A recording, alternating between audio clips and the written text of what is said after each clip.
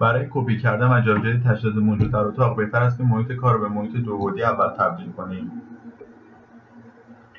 و بعدش دکمه انتخاب فرش، همون دکمه موس که اینجا وجود داره رو انتخاب کنیم. با انتخاب این دکمه امکان انتخاب هر تجهیزی فراهم میشه و بعدش روی اون تجهیز کلیک میکنیم و اون رو به صورت انتخاب شده در میاریم و بعد کلیک راست میکنیم، گزینه کپی رو میزنیم و هر جای از اتاق که خواستیم اون رو پیستش میکنیم و اگر هم نخواستیم میتونیم دوباره کلیک راست کنیم و اون رو دیلیت کنیم.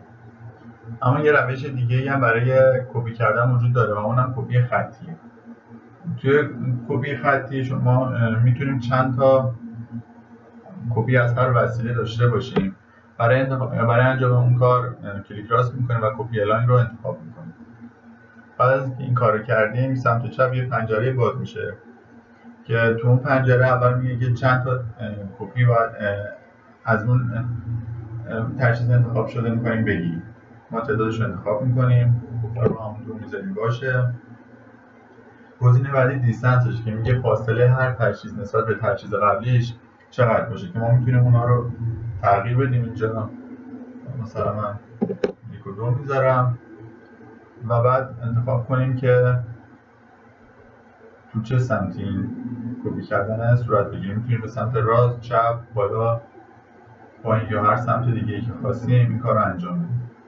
من تو این بخش میذارم و بعدش کپی رو میزنیم. یعنی که 2 تا کپی دیگه از اون تجهیز رو به ما میده همونجوری که ما خواسته بودیم. اما یه نکته وجود داره برای جابجایی کردن تجهیزات.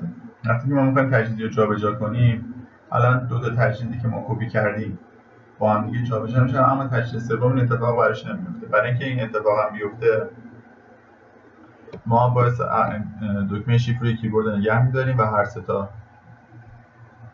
تجهیزی که توی اتاق وجود داره رو انتخاب میکنیم و بعد کلیک راست میکنیم و گزینه کامباین رو میزنیم. بعد از که این کار کردیم این 3 تا وسیله هر موقعی که خواستیم در محیط کارمون جابجا کنیم با هم دیگه جابجا میشن و فاصله شون هم حفظ میشه.